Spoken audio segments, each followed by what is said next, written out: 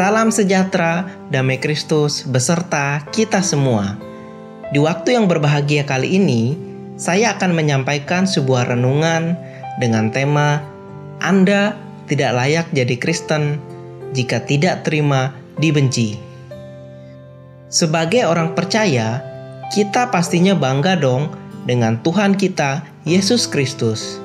Dan sudah pasti kita juga yakin iman Kristen kita akan menyelamatkan kita.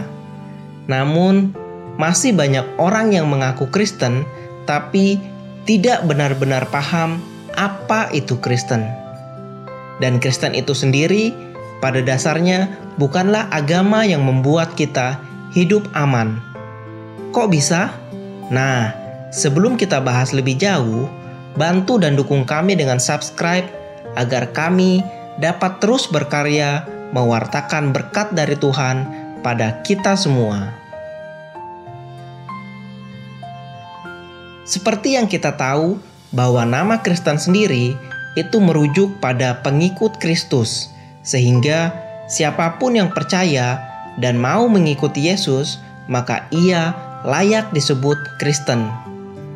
Nah, tapi banyak juga nih orang yang menyebut dirinya Kristen, tapi hidupnya bukanlah Kristen. Lah, kok bisa? Bisa banget. Coba teman-teman ingat, ketika Tuhan Yesus menjalani misi yang diberikan oleh Bapa sebagai penebus manusia, apakah ia diterima oleh dunia? Bahkan dengan berbagai mukjizat yang menyatakan bahwa Yesus dan Allah itu satu, apakah dunia mau menerimanya? Apakah teman-teman juga masih ingat bagaimana Tuhan Yesus harus mati di kayu salib karena kesombongan dan keangkuhan manusia?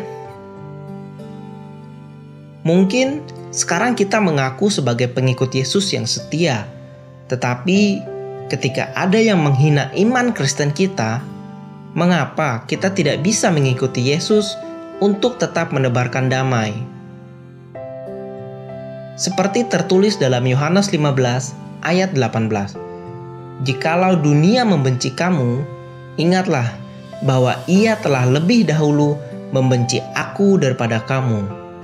Jadi, jika saat ini teman-teman mengalami pelecehan agama, didiskriminasi, bahkan dianiaya, itu adalah sebuah resiko yang harus teman-teman pikul sebagai orang Kristen.